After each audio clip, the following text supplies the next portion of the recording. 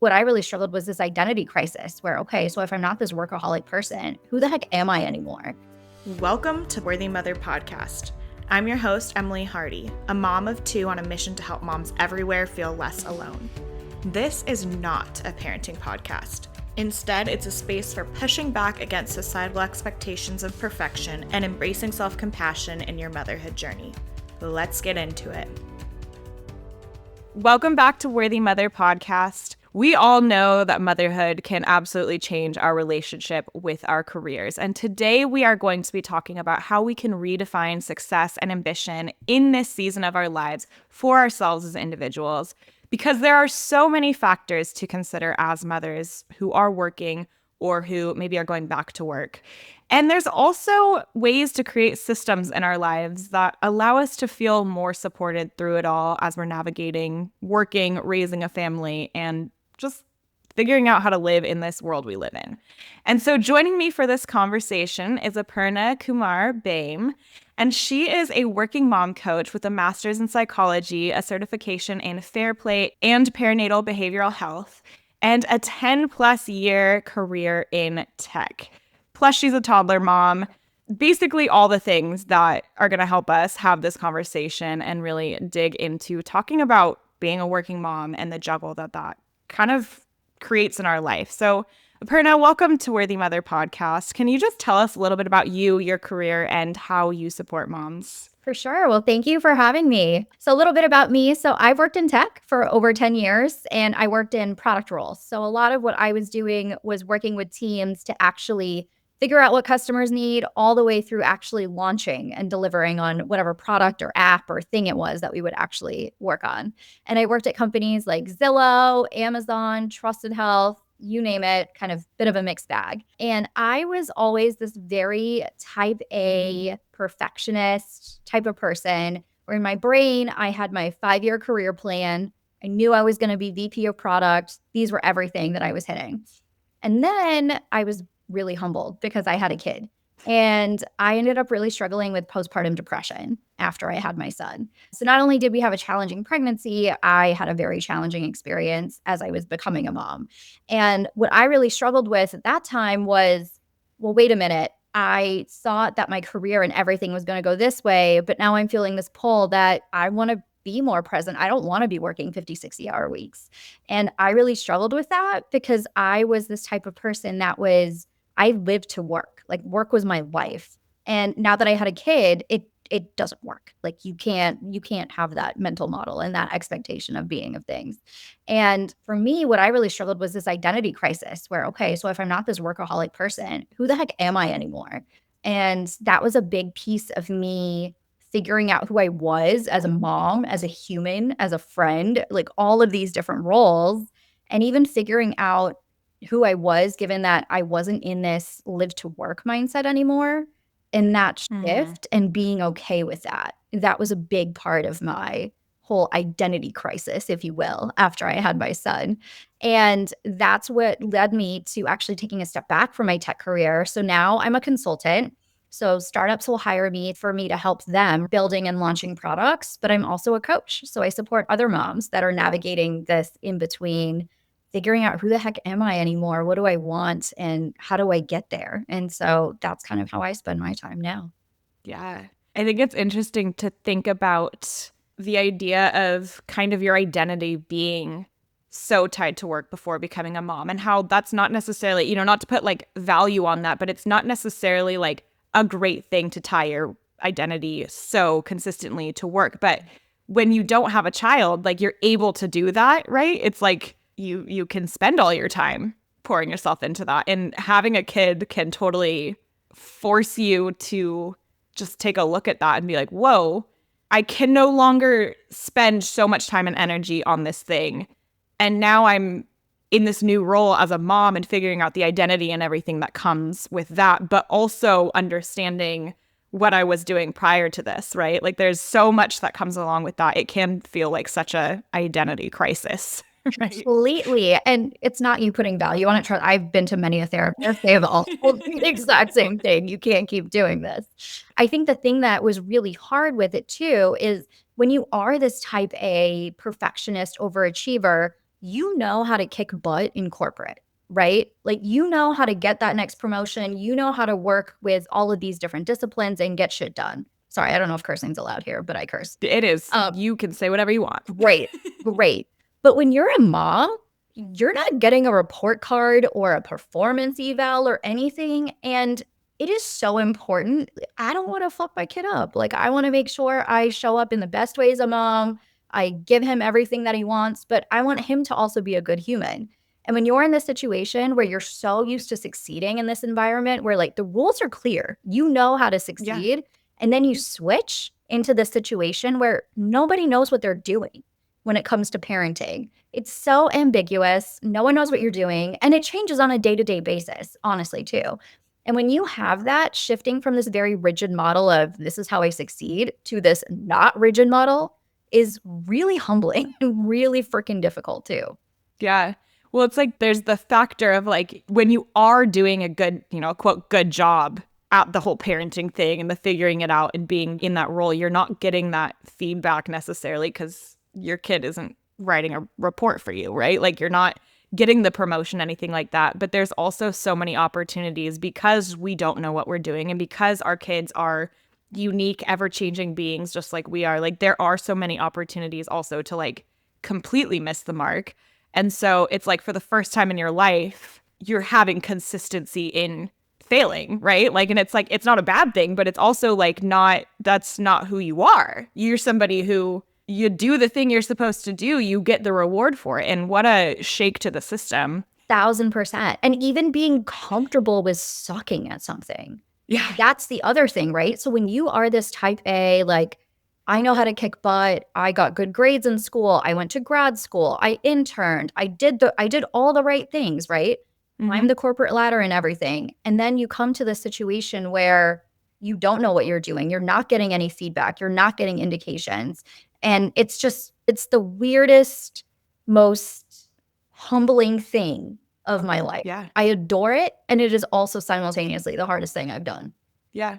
Well, it's so important to name it too, because I think a lot of moms feel that, but don't even know how to necessarily articulate what it is they're feeling. Like we don't recognize necessarily the patterns of perfectionism or achievement or whatever it is that we've developed our entire lives. I think a lot of women can relate to like, if you did well in school and you get the reward, and then you go to college and you do well and you get the reward of whatever that next step is. Yeah. And we don't necessarily know how much that contributes to our creation of our identity. And so when you then are up against something completely different, it's like, it's hard to articulate what's even happening.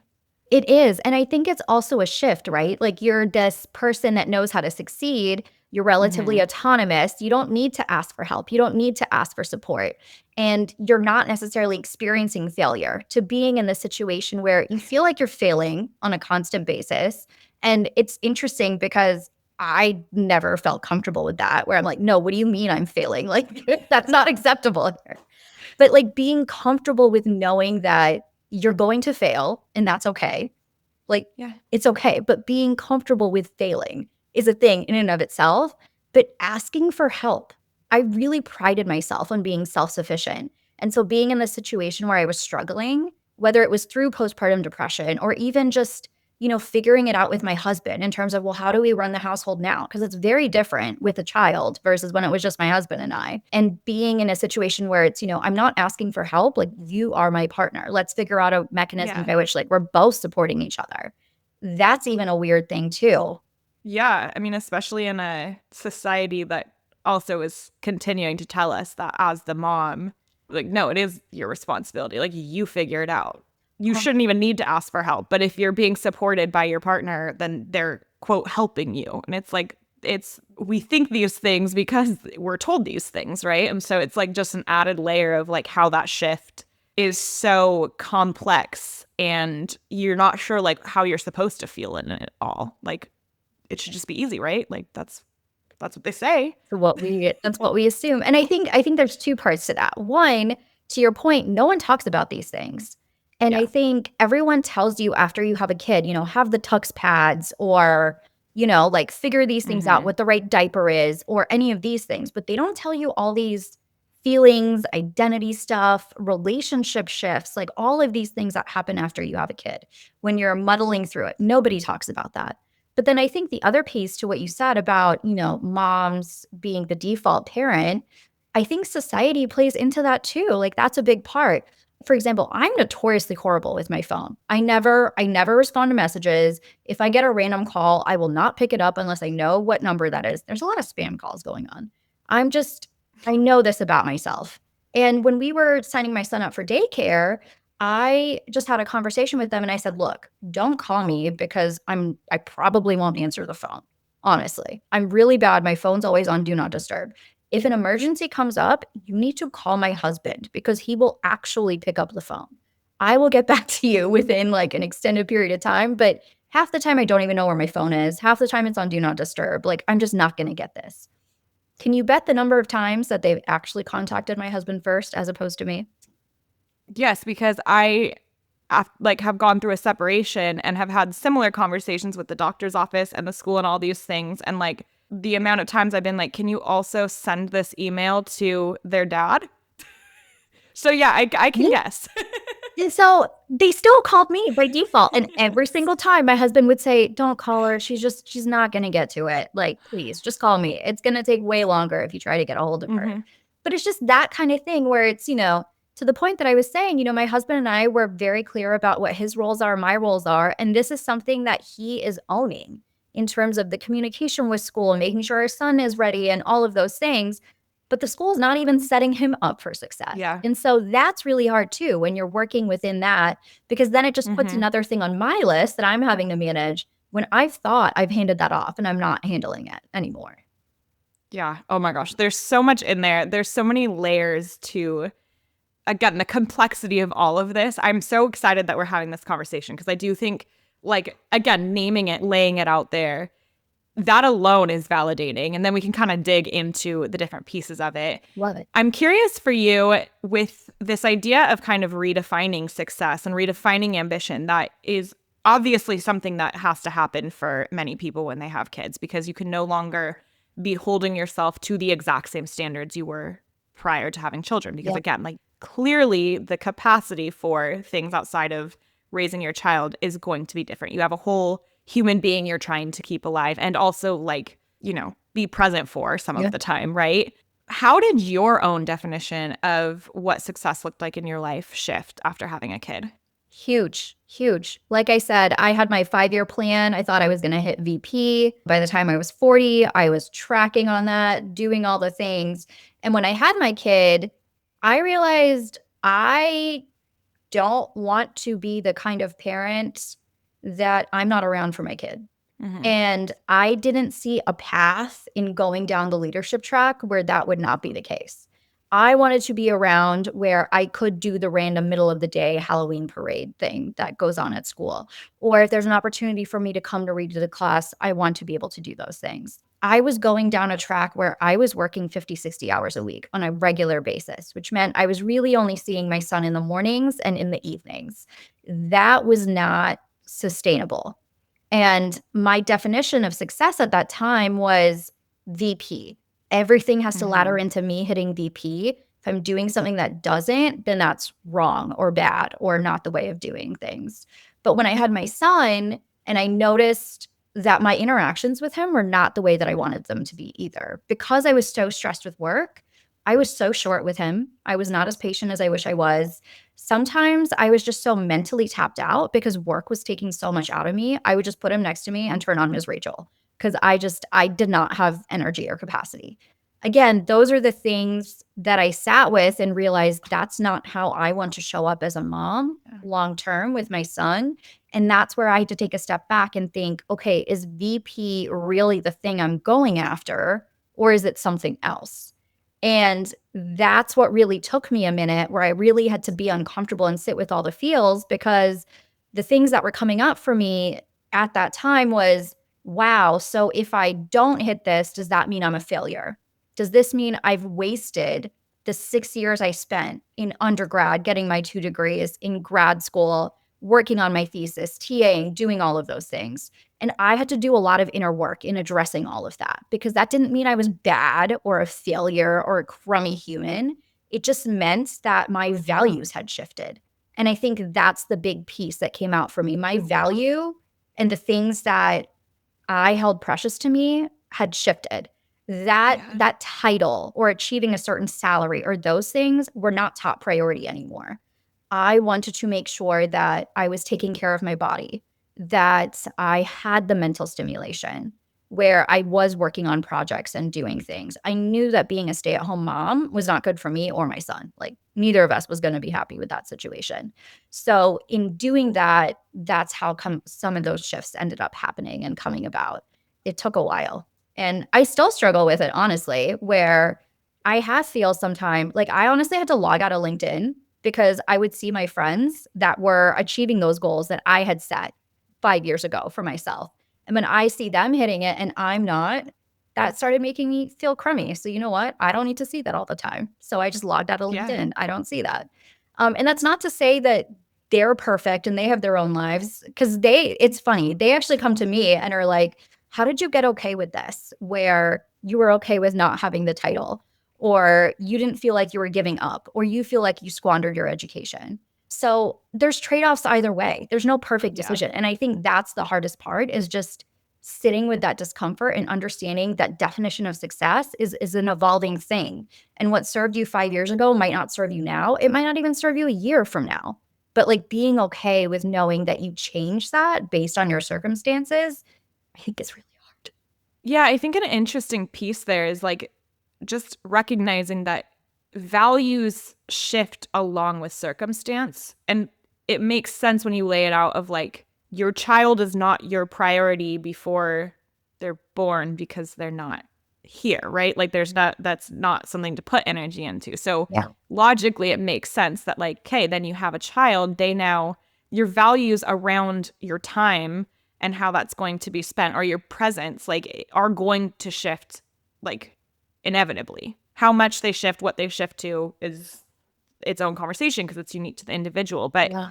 I think like if we don't intentionally stop and think about what those values are, then you're kind of up against this like internal turmoil, not recognizing that the values have shifted and that it makes sense that like you had a goal, but the goal changed because the circumstances changed and the values changed with that.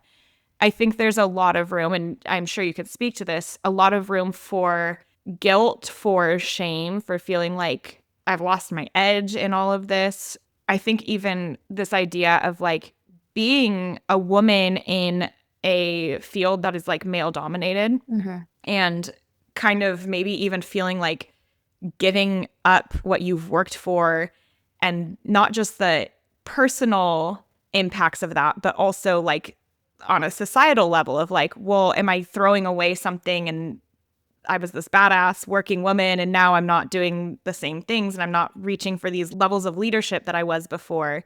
Like there's a lot of room for really complex feelings. And I'm wondering, just as somebody who works with working moms and who has been through a transition yourself, what your thoughts are on all of that. It's hard. And you're right. There are a lot of feels, and it's okay to have all those feels. I think the point that we keep coming back to is like just acknowledging it, sitting with it, and then moving past it and just not letting that consume you. Because I know that I went through that. It's funny. I remember distinctly when I was in undergrad, I invited one of my favorite professors to come over for dinner. And she was telling me how a number of her colleagues had actually left the workforce. And mind you, these are folks with PhDs. So they have so much education. They've been working a number of years, all of that. And I told her, I said, why would they give up their careers just for kids? I don't understand why they would do that. Like, why would they waste all of that time and effort and energy if they're just going to give it up? And that was my mindset as a 21, 22-year-old.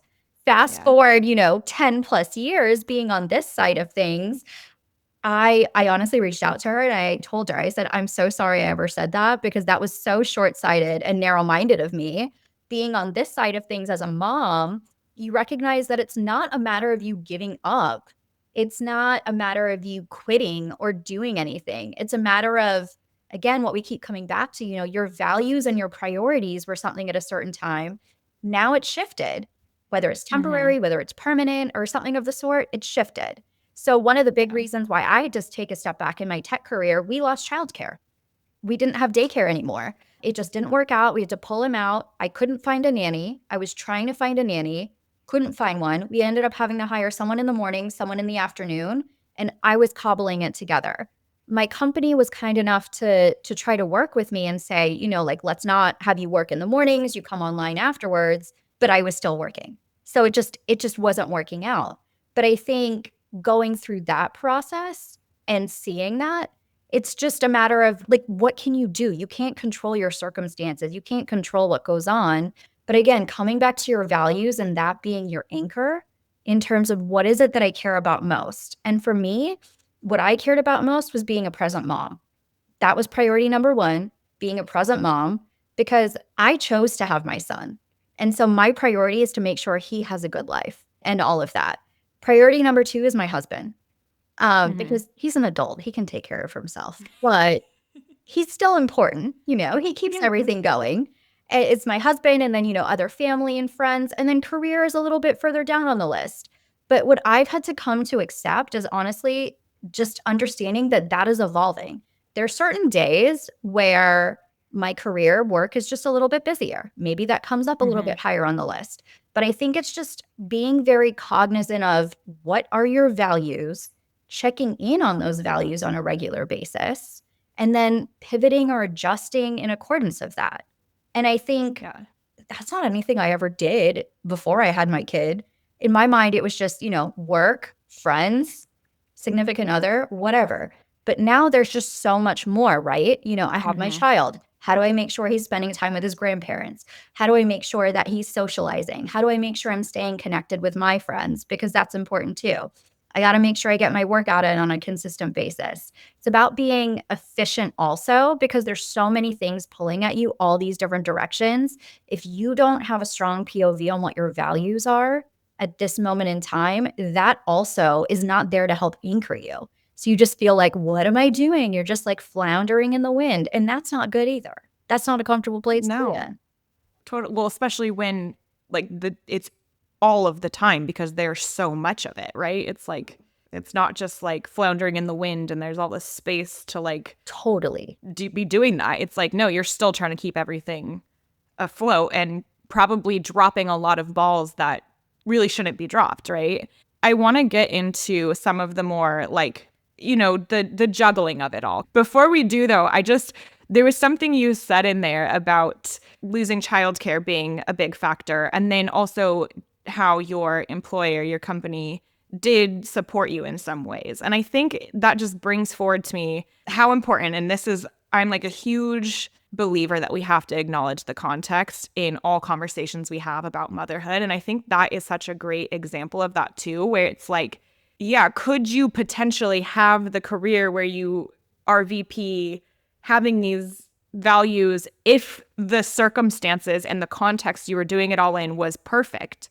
Possibly, right? Yep. Because like the career is still important to you. It's not like that just has ceased to be of importance to you. Yep. But it's acknowledging the fact that like our workplaces, our work week, the just standard work week was not created for mothers to be able to be, I mean, for parents, like, because it's mothers and fathers, for anyone to be able to like do good at all of it, right? Like it's just not created that way. And there's shifts in that. And, in different industries, we see those shifts happening at a much different pace than other industries. Like there's so much to be said about all of it. But I think just the piece of acknowledging the context is important because a lot of it is individualized to your own values, but there's also like a lot of it that isn't. And we have to come to terms with that. Like we have to come to terms with the world we're working within and the fact that like you're not always going to have an employer who's going to make it easy for you. You're not always going to have the child care that supports you in that way, whether it's because, it's hard to afford or it's hard to get to and it's far away, or there's just literally not the options, right? Like there's a lot to that. 1,000%. And the companies that I've worked at for the past few years, they've been full remote. So if you Yeah. are in a situation with that, that allows you some of that flexibility, right? I've had employers before that, I had colleagues that would block out their calendars saying they had to do daycare drop off or daycare pickup, and they were reprimanded for that. So I've been in situations where that's the Mm-hmm. case versus the company that I had left. They were willing to work with me for the childcare thing. They said, well, how long do you think this is going to take? Is it just a 1 month thing or is it a 3 month thing? And it ended up being a little bit longer than we had thought because Yeah. the daycare wait lists are so freaking long. And then my Yeah. son had some health challenges that we had to work through, so I just needed a little bit more flexibility. But that's to your point, that's not the norm. I really wish it were. I wish people would be willing to work with you. I wish people would be a little bit more flexible about the working environment. Why is it you have to clock in at 8 or 9 in the morning and clock out at 5? If you get your good work done, your heads down work done at nighttime, who cares? As long as it's getting Yeah. done. I really wish there was a lot more flexibility. And I came from the tech environment where I want to say after I had my son, I was paid for 5 months after I had Yeah. him for leave. That is amazing, but that isn't the norm. A lot of people don't have that either. And I really wish on a society level, we had some of this infrastructure to make some of that easier and that it was more widespread and it wasn't so concentrated to only a few companies. Yeah. I mean, there's so much to say about it. And it's important to acknowledge, right? Because it is Yep. such a big piece of the puzzle. So you work with a lot of working moms who are I keep coming back to the word juggling. I think that's like the best word I can use to describe it because it's like juggling a lot of things, right? There's a lot of responsibilities both at home, in the family, and at work. Mhm. What are your like best tips or just kind of ways of thinking about it to ease the chaos of managing it all and trying to like figure out what needs my attention right now, what balls can I drop, all of that? I think a couple of things. I think the big thing that I hear from a lot of the women that I work with is they feel like a couple of things. They feel like that it needs to be done a certain way, which is the way Mm-hmm. that they've always done it. And if someone else does it, it won't be to their satisfaction. I think that's one piece to kind of, we got to nip that in the bud and change that a little bit because you can't do everything for everyone all the time. And a lot of people say, okay, well, if you can't do it, outsource it. But that's a problem in and of itself, too, because if you're not okay with letting that go and someone else doing it, you outsourcing it is not going to fix the problem because then you're just going to feel crummy about the way that someone else has done it. And then you're going to feel guilty that you're not the one doing it. So that's like my big thing would be one, write out all of the things that you're doing. Two, make a note of the things that you are doing that you actually enjoy. If there's things on the list that you don't enjoy that take up a lot of your time, don't do it. There's no reason for you to do it. You want to make sure you have time for the things that you like. And then three, for the other things that are on your list that you've decided that aren't the ones that you enjoy that need to get done, think about, are you the one that needs to do it or can someone else be the one that takes that up? And I think that's the big piece that a lot of people get stuck on where they feel like they're the one or they feel like they need to own it. But why? Why do you need to be the one that owns it? I did this exercise and I didn't realize how many things I had put on myself because I thought I needed to be the one to do it. But I just needed to be okay with the way my husband did it. Mm-hmm. Let me give you an example. I used to be the one that would buy all the clothes for my kid because I wanted to make sure he had all the clothes in the right size. He was always dressed and everything. And so because I did that, I would also make sure he was dressed in the morning and looking cute and all of that. But that was a source of stress for me, making sure that Mm-hmm. he had clothes in the right size, making sure the clothes are in the right season. My husband said he would take that on, but then what I was still doing is I was micromanaging him. So he would own that, but and then in the morning I'd be like, "Okay, put the baby in this for the day." If I'm taking away his ability to do things his own way, why is my husband going to do it? He's not. I'm going to because he knows I'm going to just swoop in and do it anyway. So I had to be okay with my husband doing things the way that he would do them because at the end of the day, who cares? If my son's in mismatched clothes, nothing's going to happen. Maybe he just looks a little dated fashion-wise, but that's okay. I mean, I'm wearing a fleece quarter zip right now. I have no room to talk. But that's what I'm saying, right? When you're Yeah. in this bucket where you're so used to type A, achieve, I have capacity, I can do all of the things. Just because you have capacity to do all the things doesn't mean you need to do all of those things. There could be other things that are better worth your capacity and your time. Yeah. And I think that's my big bucket of tips there in terms of that. Like figure out what are the things you actually need to do versus something that someone else can do, and be okay with the way that they do them. Because as long as it's done, who cares? Yeah. It makes me think of just going back to that conversation on values and like thinking that you value something that you might actually not value. Like you don't actually care that much about what your child is dressed in. Like No. dad's not going to screw anything up horribly. Like it just might not be the outfit you would pick, but also like what's in the drawer. It's really like it is what it is. But like we can almost trick ourselves or just like not even be aware and intentional about like acknowledging what we value and think that like, oh, that's something that really matters to me. And then you're stepping in and micromanaging and all this. But if you can intentionally stop and be like, wait, I don't care. Like I literally, this is so not a thing. Like it so doesn't matter to me. And then you can like release it and actually like not have that kind of weighing on you, even though it's somebody else's responsibility, right? And there's so many things I think that we can get caught in Yeah.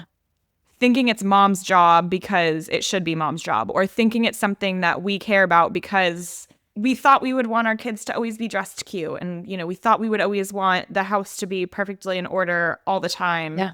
Because that's what we saw on Instagram, whatever it is, like these things that have just kind of become ingrained as like, this is a value I have, when it's actually, it's not a value that you have. Like, and you have to actually sit and look at that to understand what those things are. And I think the other piece of it too is that accepting the way that other people do things. It's going to be different than the way that you do things. And that can be really humbling and really difficult. A lot of the moms that I talk with and we start implementing some of these processes and systems, their first question is, well, what do I do if it doesn't get done? And my question to them when they say that is well, what if it doesn't get done? Like what's going to happen if it doesn't get done? And a lot of the times it's just the fear of something not getting done when like you haven't allowed that to actually happen and be done in the way that your significant other or someone else needs to get it done. You know what I mean? Like, Yeah. okay, so your husband doesn't load the dishwasher. Okay, fine. That was his thing to own, his thing to do. If it doesn't get done, it's on him. It's not a reflection of you or like your competence or your worth or your way of being. It just means it didn't get done. That's on him. You just have to sit with it and leave that be. And again, as type A, overachiever, planner types, like that can be really hard just to sit with for a beat and just accept that sometimes things aren't going to get done and sometimes they're not going to get done the right way. But those things are both okay. I have to say, and it's funny, I find this coming up in conversations with things like this, just kind of randomly. I never know where it's going to come up. But as somebody who is like about a year and a half post separation from my kid's dad, and we have our kids 50-50, I trust him with the kids. Like he's keeping them safe and he's also doing things his way and I'm doing things my way. And in the home, we each had our own, when we were together, we each had our own responsibilities and things like that. But it's definitely been an exercise in release of like, I actually have like zero control over how you do these things in your home. And I'm okay with that. And like, there was work on that before too, right? Like it's not like it just all of a sudden shifted, but in a way I think it's an easier way to do it. Like, right? Like I'm like, I literally can't micromanage the way they do things in their home. I mean, I could pretend to, I could try, but like, I don't, right? But I think it is kind of a funny thing for me to reflect on just on a personal level of there are things we hold on to, but when you no longer can hold on to it, I'm like, it doesn't cause me, a lot of those things don't cause me any stress whatsoever. Like I don't think about what he's dressing them in the morning. Like that's not relevant to me, right? And even if I picked them up after school and they were dressed like he dressed them, like just so many little tiny things like that. I guess I say that because anyone who's listening to this, if you are in a relationship, your partner is supportive, but you still have these kind of holdups with handing certain things over and knowing it's going to be done a different way. I think my like thought there is just like, you can do it. Like if you were forced to do it, you would be able to. There's a lot of things that you could hand over, no questions asked and never think about again. It's just more of, I think, that identity piece. It kind of comes back to what we were talking about at the beginning of this conversation of like being somebody who kind of has control over your situation in your life because you always have. And there's been enough time. There's 24 hours in a day, 7 days a week. You could fit it all in. Well, you have this whole other person that you are now getting dressed in the morning and feeding breakfast to. And you were up at night with them and all these things, right? It's just like things have changed and you don't have to be the one to take it all on. And you feel like you might have to be because in every other time in your life, you've been able to. So Yeah. I hope that's helpful to someone. I don't know, but No, I totally agree. I think part of it is that. And I think part of it, to what we were talking about earlier, is a lot of this pressure to be the perfect mom, right? yeah. Where you have to have this amazing postpartum body, you know, that you've bounced back, which I freaking hate that language. And like, you know, you have to be dressed to the nines all the time, decked out in makeup and hair and, you know, have the perfect meal ready and do all of these things. And I just think we put so much pressure on ourselves. And I think it's just us internalizing a lot of these expectations and things that we just don't. What if we said, fuck it, I'm just not going to do it? It sounds terrifying. And as a fellow control freak, I was honestly very concerned about handing things off to my husband because I'm like, this is not, how is this going to go? This is not going to go well. I thought it was going to be a lot worse. But to the point that you were saying, when that's not even a thought in your mind, I have all this time to go to my Pilates class if I want to. I've actually been reading books now. It is so hugely liberating. I just think that we get stuck in the headspace of, I need to be this way. And if I don't do it, I'm going to fail or it's going to suck. And I think coming back to, again, what are those values that you've decided? What are your priorities? What is important to you? There's no such thing as a perfect mom. Like, that's just never going to happen. So let's just take that off the list. It doesn't matter. So what are the things you actually want to do or show up as a mom, as a wife, as a partner, as a human being, whatever? And just make sure those are your priorities. And when you do that, honestly, it is so freaking liberating. And I feel like, I don't know, I've been doing a lot of self-compassion work as a recovering perfectionist. It's hard out there. You know, I can just get really hard on myself and it's not a rational thought. It's just, again, being this perfectionist, expecting things to be a certain way. When you don't, I'm not necessarily the kindest to myself. And in reading through these books and doing it, I think just the what if you get so hung up on sometimes, when you just let it go and you just sit with it, it's so much better. Yeah. Something just popped into my head. And I know you have a son.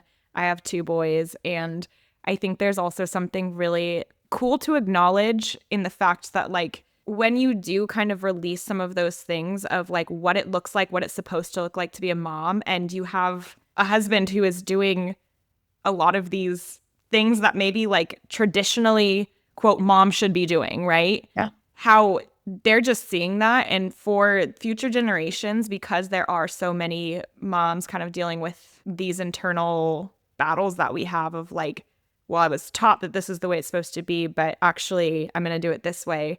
Our kids are seeing that and it's going to be different for them. Like they are going to be able to like just naturally step into a role where it's not just mom who's expected to do everything, right? Like there's cool generational change that can happen with that. And I'm already seeing that with my son. We were dropping him off at school today and I asked him, I said, you know, do you want mommy to stay at home or do you want mommy to work? I asked him and he goes, I want mommy to work. And I said, okay, well, should daddy stay at home or should daddy work? And he goes, no, daddy should work too. And I said, okay, well, what about you? Do you want to go to school and do your work or do you want to stay home? And he goes, no, I go to school. So it's just normal for him, you know? Yeah. So he says that, but then when he comes home from school, the first thing he wants to do is cook dinner with daddy. Yeah. So it's to your point, it's amazing to see that this little 2.5-year-old is already like, this is normal for him, right? It's that just both normal. parents work and they do things outside of the home and we both do things inside of the home too. And he loves being an active participant in both. And I don't know, I find it incredibly endearing and joyful, like of my own. It's really cool. It's really cool on an individual level and on like that greater level of just societal change. Like it's cool. Like you could get really like into it, right? It's like, wow. I know. I love it.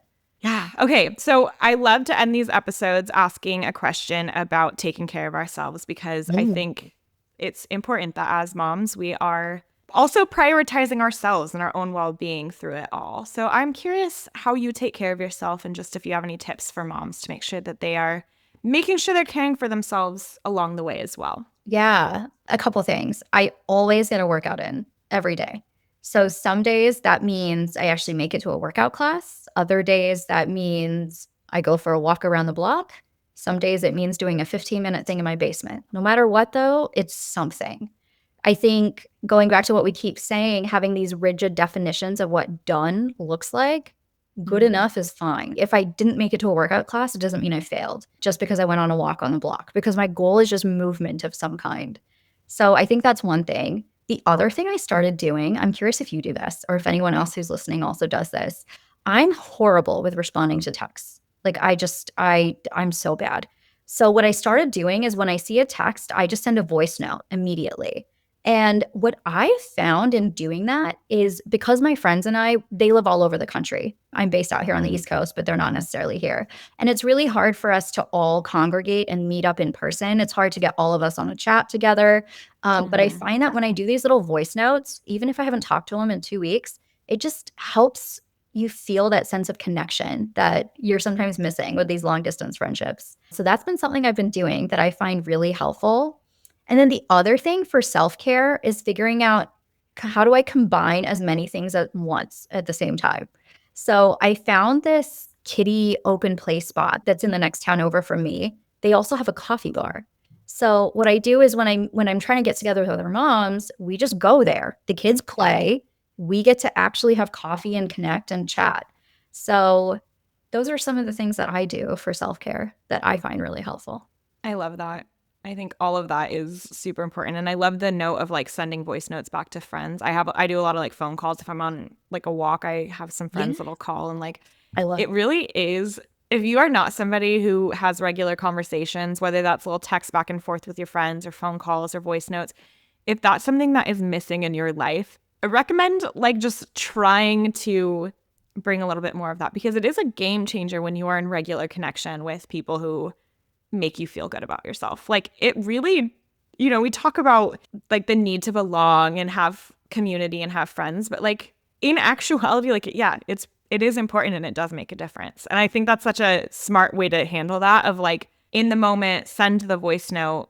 It's a little different than sending a text. So it feels like maybe a little less resistant sometimes because I am right there with you with the not sending a text back and then remembering days later at midnight that I didn't. And I'm like, I can't send it right now. I'm going to wake them up. So the struggle is real. But that's why I send the voice note even because I think that that's so helpful because to your point, sometimes I miss text and I see it a week later and then I send a voice note and I feel less like a jerk because we have that moment to connect, right? Yeah. And I think text, it's so easy to misinterpret something. I know sometimes if my husband, oh my goodness, he's notorious for this. He'll send me text messages and then put a period after something. That's the way he talks. But to me, I read it. I'm like, what's wrong, asshole? What is happening here? And I think when you have that voice now, you get to keep the inside jokes going, and you just feel that sense of connection so much more. I think. Yeah, it's totally different. It's not like the sure, and you're like, is that passive aggressive or are you just saying yes, but you said sure instead? Right. And for a lot of people's texts, honestly, I could just respond with a thumbs up emoji or something, and that's it, right? Versus if I send a voice note about some stupid joke I found or some quote that's interesting, it gives us something else to chat and connect over. Yeah, more personal, more connection. I love that. Yes. Where can listeners connect with you and learn more about what you do and get all the goodness that you have to offer? Instagram. Follow me. I'll send it to you so you can put it in the show notes. But that's the best way to get a hold of me. Yes, I love that. You have a fantastic Instagram. That's where we initially connected, and I love what you're doing. You're just such a supportive, I don't know, you're saying a lot of the things I think we need to hear.